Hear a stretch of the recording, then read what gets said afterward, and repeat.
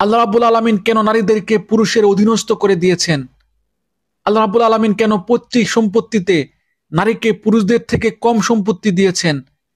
ইসলাম কি নারীকে রাষ্ট্রের প্রধান বা রাষ্ট্রের শাসক হবার অনুমতি দেয়? আল্লাহ রাব্বুল আলামিন কেন এবং কোন পরিস্থিতিতে স্বামীদের অনুমতি দিয়েছেন স্ত্রীদের ওপর হাত তুলতে? অবাধ্য স্ত্রীকে বাধ্য করার কি ধরনের পদ্ধতি পবিত্র কোরআনে ঘোষণা করা হয়েছে? স্বামী স্ত্রীর দাম্পত্য কলহ দমনে আল কোরআনের নির্দেশনা কি? নারী পুরুষের সমতা না দিয়ে ইসলাম কি মানবাধিকার লঙ্ঘন করেছে? এমন গুরুত্বপূর্ণ প্রশ্নগুলোকে সামনে রেখে আজকের তাফসীর এগিয়ে যাবে। ধৈর্য ধরে সম্পূর্ণ ভিডিওটি দেখুন।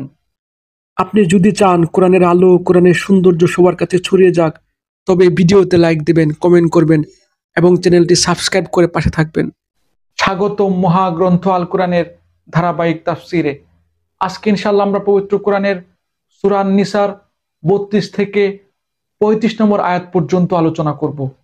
এই আয়াতগুলোতে মহান আল্লাহ রাব্বুল আলামিন বলেন, ولا تتمنوا ما فضل الله به بعضكم على بعض للرجال نصيب مما اكتسبوا وللنساء نصيب مما اكتسبن واسألوا الله من فضله ইন্নাল্লাহা কানা বিকুল্লি শাইইন আলিমা।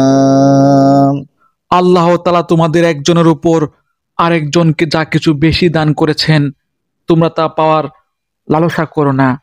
যা কিছু পুরুষরা উপার্জন করলো তা তাদেরই অংশ, আবার নারীরা যা কিছু অর্জন করলো তা হবে তাদেরই অংশ। তোমরা আল্লাহ তাআলার কাছ থেকে তার অনুগ্রহ পাওয়ার জন্য প্রার্থনা করো।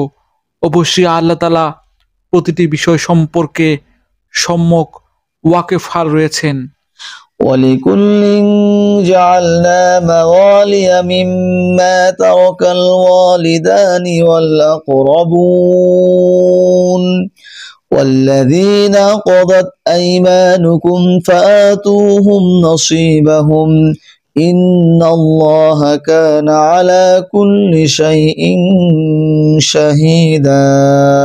পিতা মাতা ও আত্মীয় স্বজনের রেখে যাওয়া সম্পত্তিতে আমি সবার জন্যই অভিভাবক বানিয়ে রেখেছি। যাদের সাথে তোমাদের কোনো চুক্তি কিংবা অঙ্গীকার রয়েছে তাদের পাওনা পুরোপুরি আদায় করে দেবে।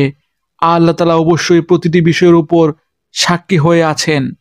الرجال قوامون على النساء بما فضل الله بعضهم على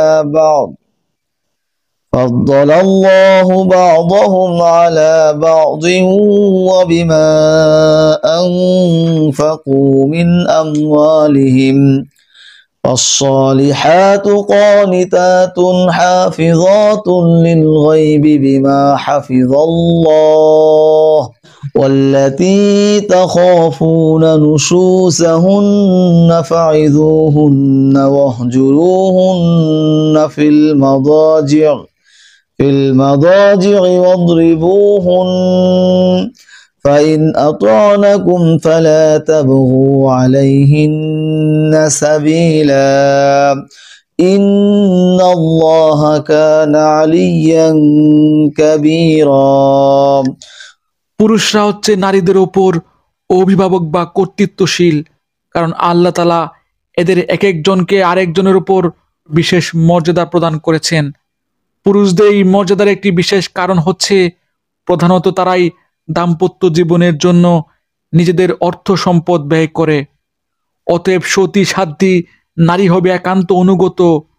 পুরুষদের অনুপস্থিতিতে তারা স্বয়ং আল্লাহর তত্ত্বাবধানে থেকে নিজেদের ইজ্জত আবরু ও অন্যান্য সব অদেখা কিছুর রক্ষণাবেক্ষণ করবে। আর যখন কোনো নারীর অবাধ্যতার ব্যাপারে তোমরা আশঙ্কা করো তখন তোমরা তাদের ভালো কথার উপদেশ দাও। তা কার্যকর না হলে তাদের সাথে একই বিছানা থাকা ছেড়ে দাও। তাতেও যদি তারা সংশোধিত না হয় তাহলে চূড়ান্ত ব্যবস্থা হিসেবে তাদেরকে মৃদু প্রহার করো। তবে যদি তারা এমনিতে অনুগত হয়ে যায় তাহলে তাদের খামাকা কষ্ট দেওয়ার উপর অজুহাত খুঁজে বেরিও না। অবশ্যই আল্লাহ তাআলা সর্বশ্রেষ্ঠ, সবার চাইতে মহান।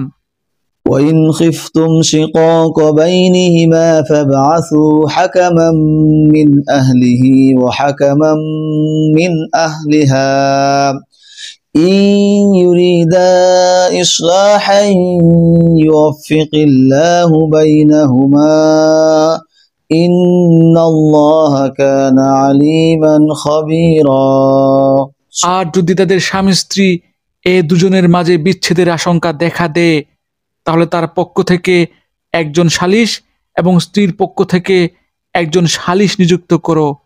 আসলে উভয় যদি নিজেদের নিষ্পত্তি চায় তাহলে আল্লাহ তাআলা তাদের পুনরায় মীমাংসায় পৌঁছার তৌফিক দেবেন। আল্লাহ তাআলা নিশ্চয়ই সম্যক জ্ঞানী, সব বিষয়ে অবগত। আলহামদুলিল্লাহ, চমৎকার 4টি আয়াত। এই আয়াতগুলোতে আল্লাহ রাব্বুল আলামিন বলেছেন তিনি পুরুষদেরকে নারীদের উপর অভিভাবক বা কর্তা হিসেবে নিয়োগ করেছেন। তবে পুরুষদের এই কর্তৃত্ব শুধুমাত্র পদে নয়, এই কর্তৃত্ব তাদের দায়িত্বের। এই দায়িত্বে পুরুষরা তাদের অধীনস্থ নারীদের ভরণ পোষণ করবে, পারিবারিকভাবে, অর্থনৈতিকভাবে, সামাজিকভাবে নারীদের নিরাপত্তা দিয়ে আগলে রাখবে। নারীদের এই নিরাপত্তা দানের জন্য, মহারণা টাকা ব্যবস্থা করার জন্য, স্ত্রী সন্তানের ভরণ পোষণের জন্য পুরুষদের মাঠে ময়দানে রোদে পুড়ে বৃষ্টিতে ভিজে কাজ করতে হয়।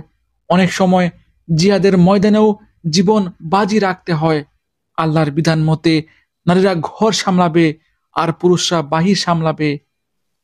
পুরুষদের কাজ বেশি, তাই পুরস্কার ও মর্যাদাও বেশি, যার ফলে পুরুষরা পৈতৃক সম্পত্তিতে নারীদের থেকে বেশি পায় এবং অভিভাবকের বা শাসকের মুকুটটাও পুরুষরা অর্জন করে।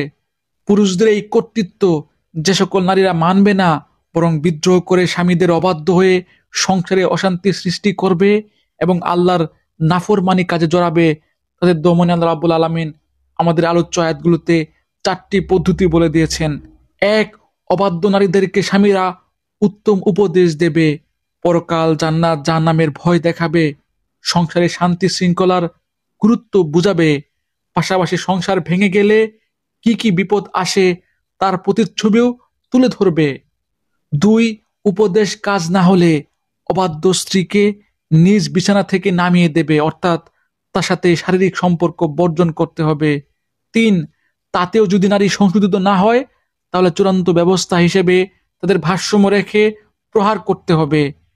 4, প্রহারেও যদি অবাধ্য নারী কল্যাণের পথে না ফেরে তবে আত্মীয় স্বজন ও অভিভাবকরা বৈঠকে বসবেন এবং পারস্পরিক আলোচনা করে বিষয়টি সমাধান করার চেষ্টা করবেন। অভিভাবকদের চেষ্টাও যদি দাম্পত্য কলহ সমাধান না হয় তখন স্বামী স্ত্রী ইচ্ছা করলে বিচ্ছেদের সিদ্ধান্ত নিতে পারবেন। এ হল আল্লাহ রাব্বুল আলামিনের ফায়সালা। দুনিয়া ও আখিরাতে সফল হতে চাইলে, সুখী জীবন যাপন করতে চাইলে আমাদের উচিত আল্লাহ রাব্বুল আলামিনের এই ফায়সালার কাছে আত্মসমর্পণ করা।